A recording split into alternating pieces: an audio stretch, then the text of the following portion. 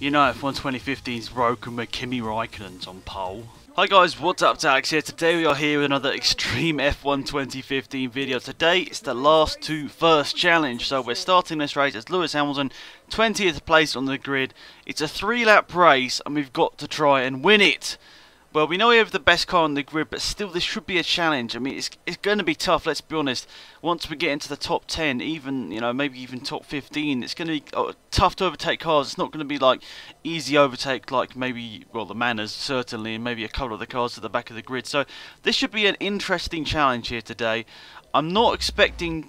Honestly, I don't think I'm going to be able to complete this challenge, but we will see. So anyway, can we do well? Well, I'm sort of expecting we won't, to be perfectly honest. Oh god, I was in neutral, that's not going to help. I'm a bit confused. Sometimes it starts you in neutral, sometimes it starts you in first gear. This game doesn't really make sense sometimes.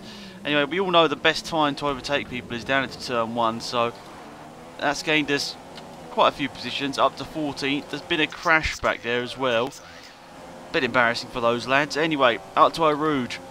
Let's see what we can do here down the... Is this the Kemmel Straight? Is that what they call it? I bet it's not. I look like an absolute idiot. But anyway, we should be faster than these guys. Sounds like there's a car like next to me or something. That's weird.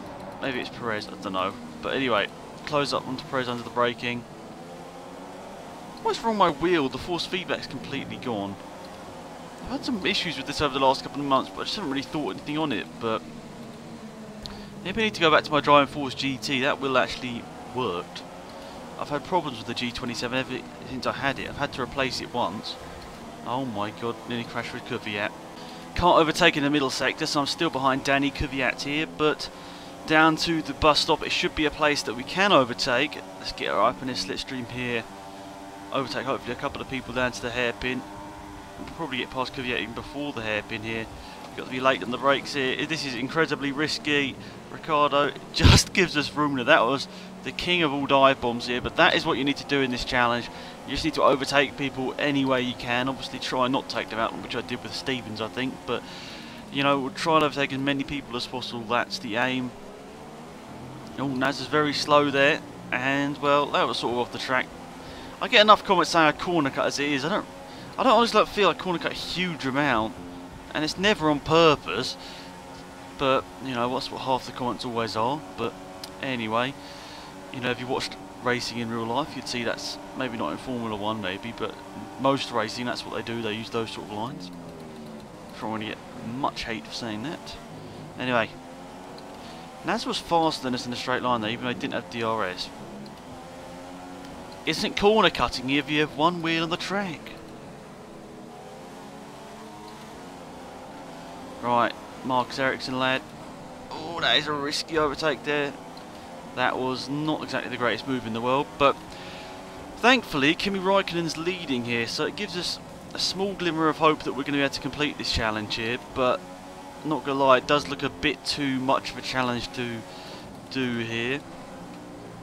Once we get past Maldonado, there's a bit of a gap, but that gap pretty much goes up to the leading bunch here, so... down the inside of Verstappen. I'm actually thinking about doing the Verstappen challenge next. Is it 4th place in Hungary? I'm thinking about doing that next. So look out for that in a couple of days' time. But anyway, Maldonado just about get the overlap, and now we're in front of him. Now we've got to chase down this main group. Oh, Grosjean's in 6th place. He's a little bit behind that group, so hopefully we can get close enough to use DRS down that back straight. We'll see. Let's see what our lap time is in comparison to Kimi Räikkönen here. Not that much. Oh, it wasn't quicker at all, was it? I think he was quicker than us, annoyingly. It's going to be incredibly tough, but if we are close enough to Grosjean, we might get DRS. I think, unfortunately, we are over a second behind, but I'm hoping they're going to squabble with all their moves up to through Eau Rouge and down to Kemmel Straight. I'm hoping that they're going to make mistakes, like trying to go overtakes on each other, the leading guys, and maybe there could be an accident or two. But so far it's not looking too great for us. It looks like Rosberg's got into the lead, which is not what we want. But I think there was there a brief yellow flag there? Green flags have come out all of a sudden. I'm not sure, maybe not. But unfortunately for us, this challenge is looking a bit of a step too far. Maybe in a 5-lap race.